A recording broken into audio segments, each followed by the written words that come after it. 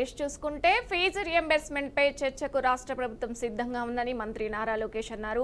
శాసన మండలిలో వైకాపా సభ్యుల విమర్శలపై ఆయన మాట్లాడారు. మంత్రిగా అన్ని అంశాలు చర్చించేందుకు సిద్ధంగా ఉన్నానని స్పష్టం చేశారు. వైసీపీ హయాంలో ఫీజు రియంబర్స్మెంట్ బకాయిలు పెట్టింది కాక మాపై విమర్శలా అని వైసీపీ సభ్యులను లోకేష్ నిలదీశారు.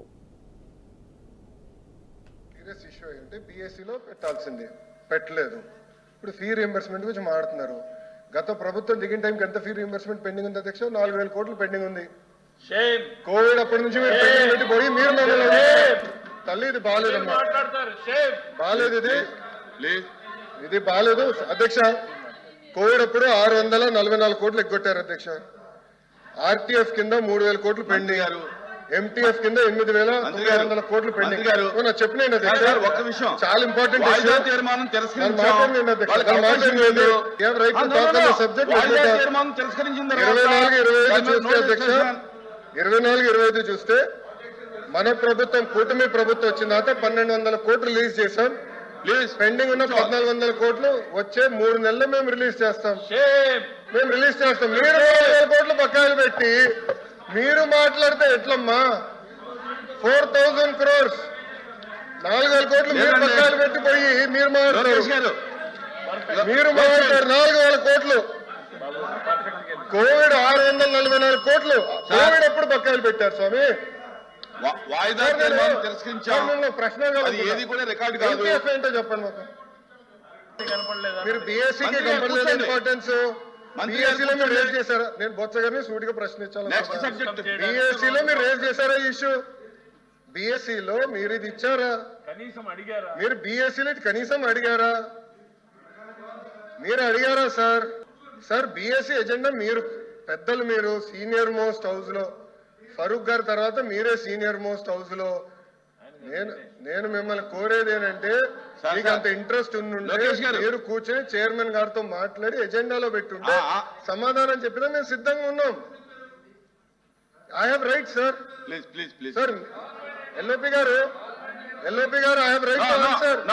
నాకు హక్కులు లేవా హౌస్ లో? నాకు హక్కులు లేదా హౌస్ లో మంత్రిగా?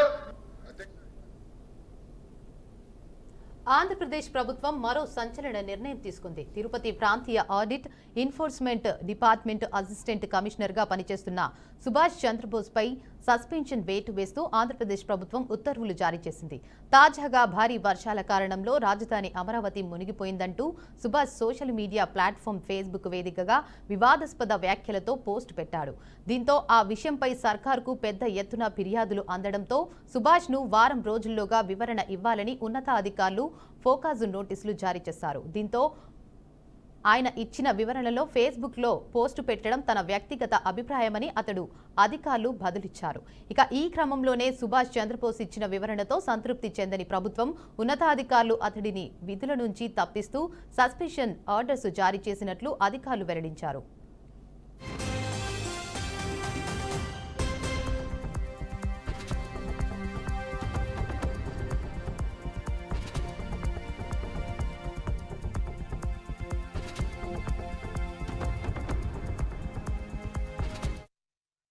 ఆంధ్రప్రదేశ్ ప్రభుత్వం మరో సంచలన నిర్ణయం తీసుకుంది. తిరుపతి ప్రాంతీయ audit enforcement department assistant commissioner గా పనిచేస్తున్న సుభాష్ చంద్రబోస్ పై సస్పెన్షన్ వేటు వేస్తూ ఆంధ్రప్రదేశ్ ప్రభుత్వం ఉత్తర్వులు జారీ చేసింది. తాజాగా భారీ వర్షాల కారణంలో రాజధాని అమరావతి మునిగిపోయిందంటూ Subhash social media platform Facebook వేదికగా వివాదాస్పద వ్యాఖ్యలతో పోస్టు పెట్టారు. దీంతో ఆ విషయంపై సర్కార్కు పెద్ద ఎత్తున ఫిర్యాదులు అందడంతో సుభాష్ ను వారం రోజుల్లో వివరణ ఇవ్వాలని ఉన్నతాధికారులు షోకాజ్ నోటీసులు జారీ చేశారు. దీంతో ఆయన ఇచ్చిన వివరణలో ఫేస్బుక్ లో పోస్టు పెట్టడం తన వ్యక్తిగత అభిప్రాయమని అతడు అధికారులకు బదులిచ్చారు. ఇక ఈ క్రమంలోనే సుభాష్ చంద్రబోస్ ఇచ్చిన వివరణతో సంతృప్తి చెందని ప్రభుత్వం ఉన్నతాధికారులు అతన్ని విధుల నుంచి తప్పిస్తూ సస్పెన్షన్ ఆర్డర్స్ జారీ చేసినట్లు అధికారులు వెల్లడించారు.